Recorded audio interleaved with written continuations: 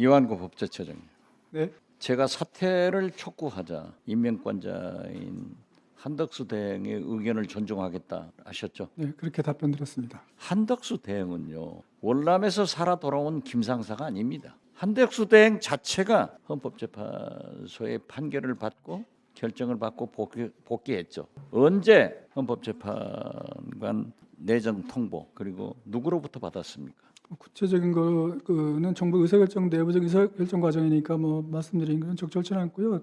왜 말씀드리긴 적절치 않아요? 통보를 받은 거는 아니, 무슨 그게 뭐 국가 기밀입니까? 그저께입니다. 그러니까 어제 제가 발표되기 전날 월요일 날 받았습니다. 아니, 전날이 언제예요? 월요일 그러니까 4월 7일이죠. 지금 보면은요, 3월 24일 날 한덕수 대행은 헌법재판소에 의거해서 대행으로 복귀를 했고 3월 25일 날 이완구 처장은 충청남도 천안시 동남구 봉명동에 근저당권 설정을 깔끔하게 정리를 했어요. 아, 그거는요. 그게 위헌의 일치입니까? 아닙니다. 제가 그 말씀을 드리는 이것은 한덕수 대행이 복귀하자마자 윤석열로부터 지시를 받고 이완규 법제처장을 헌법재판관으로 내정했고, 그러니까 25일 날 이렇게 근저당 설정권을 깔끔하게 정리했다라고 저는 보는데 이건 뭐예요?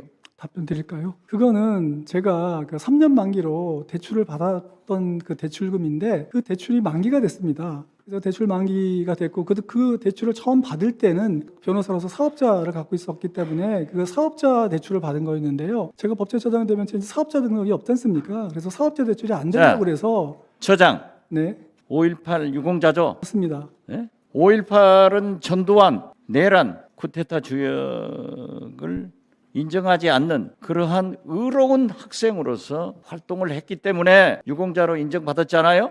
맞습니다. 이런 분이 전두환의 내란과 윤석열의 내란은 어떻게 다릅니까? 윤석열 내란은 헌법재판소가 8명 만장일치로 규정을 하고 파면을 했어요. 법제처장은 노무현 대통령과 검사의 대화에서 합리적으로 인사를 해라 하고 인사권 돌려주라는 얘기도 했죠. 네, 그렇게 말씀드린 적이 이러한 일을 한 노무현 대통령의 초대 국무총리가 한덕수입니다. 한덕수 대행이에요. 또 처장께서는 윤석열 전 대통령의 변호사도 있고 김건희 변호사도 있고 장모 최은순 여사 변호사도 있고 소위 집사 변호사 아니에요?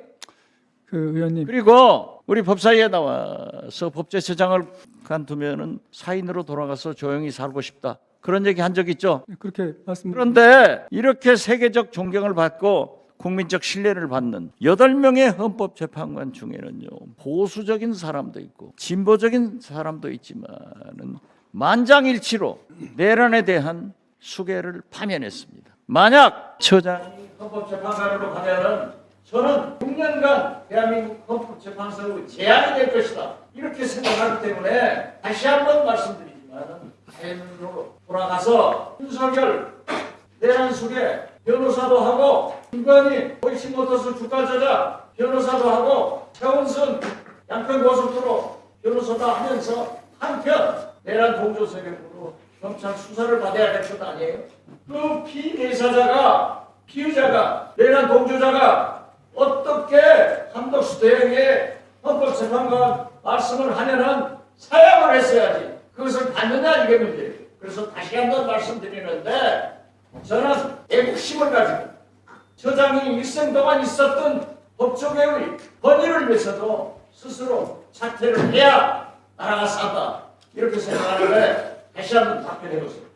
의원님께서 주시는 말씀은 잘 참고하도록 하겠습니다. 그리고 아까 제가 윤 대통령 관련된 여러 가지 사건을 변호했다고 말씀하셨는데 저는 징계 사건만 변호했을 뿐이고요. 장모님이나 뭐 김건희 여사나 그쪽은 저희가 변호한 사건이 아니었고요.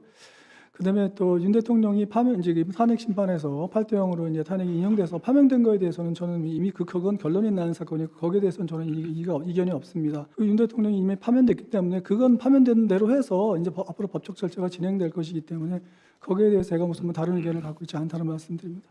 저는 법과 양심을 위해서 재판한다고 하는데 가장 가까운 친구 최측근 윤석열의 반란에 대한 책임을 저는 처장께서도 지고 헌법재판관 사양해야 된다 이렇게 말씀드리면서 다시 한번 생각해 보기를 바랍니다. 네, 수고하셨습니다. 이완규 처장님, 현재 만장일치 판결에 대해서는 이의가 없다 이렇게 말씀을 하셨잖아요. 그거 어차피 그 헌법재판소 판결은 그대로 집행되고 그대로 진행돼야 되는 것이니까 거기에 대해서 다른 그게 의견을 말씀드리지 승복한다 이런 뜻입니까? 헌법재판소 판결은 승복할 수밖에 없는 것이 그걸 거기에 대해서 다시 뭐 그러니까 하거나 그럴 수 있는 재판은 아니니까 그러니까요. 승복한다는 뜻이잖아요. 그렇습니다. 예. 네. 이완규 처장은 승복한다고 그러는데 윤석열 대통령은 왜 승복한다는 말을 안 하고 있죠? 그거는 제가 답변할 수 있는 성질의 것이 아니에요. 미루어 짐작하는 것도 없습니까? 저는 잘 모르겠습니다. 예. 아니 궁금해서